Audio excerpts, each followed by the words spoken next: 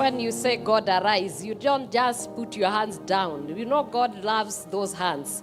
Even the clapping of the hand is a sacrifice. Let God, let God, let God, and his enemies, they came in one direction, but they are scattered in seven.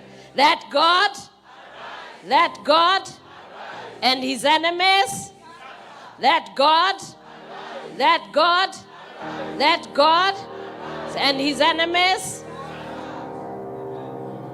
Your Excellency, the Deputy President, and the members of Parliament, and all, and our and the governor who are here, men of God, and the family of His Excellency Rigathi Gachagua, both the biological and the office.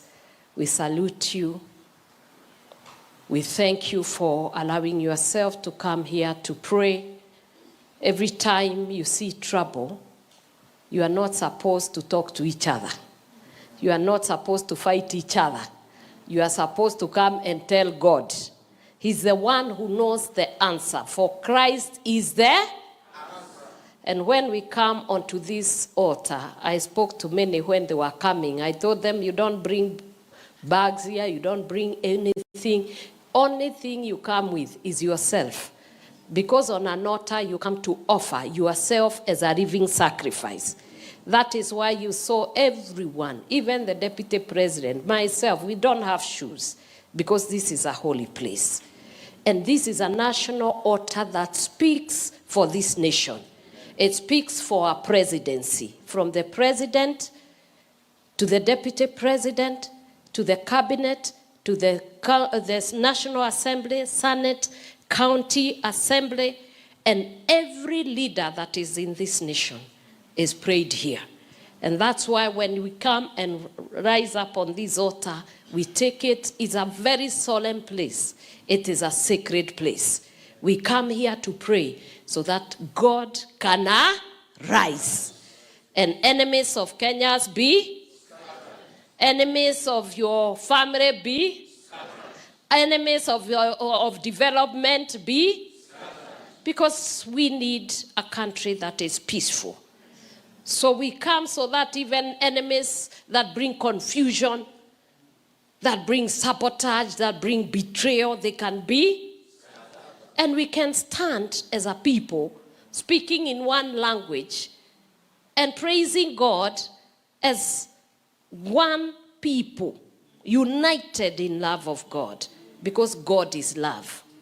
And we thank God for this day, because I know something has happened in the heavens.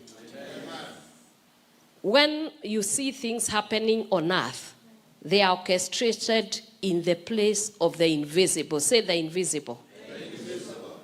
Once the spirit is disturbed up there, there will be turbulence in here. When the peace of God is established up there, the peace of God is established here. So what you don't see is bigger than what you see. And therefore today you came to make intercessions, you came to petition God concerning our nation, concerning your family, concerning anything that concerns you. Do you know anyone who is sick should believe God now? And your healing will be complete because God has arisen and God is fighting for you. So thank you very much for having come, and I believe that we can believe God to calm the storms. And they will be calm. This place, you have been told by the Father of Faith, every time there is trouble, we come here. And every time God turns the trouble back. Many of you may not know that God desires that you call upon him. Say, call upon him. Call upon him.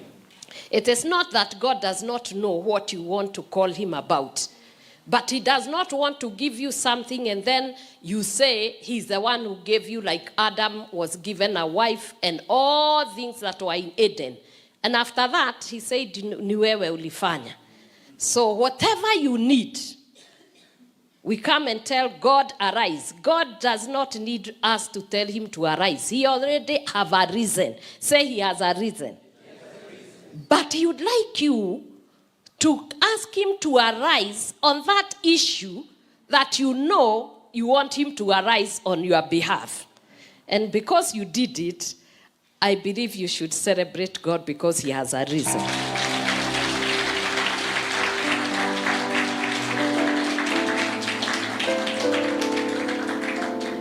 As the altar steward and the keeper, I ask this altar to speak on your behalf. Amen. This altar is not just another altar.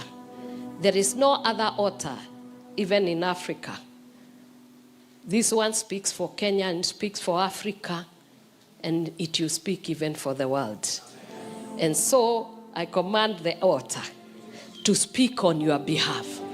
I command the altar to release your healing, because you should be healed. Healing is the bread of the children of God.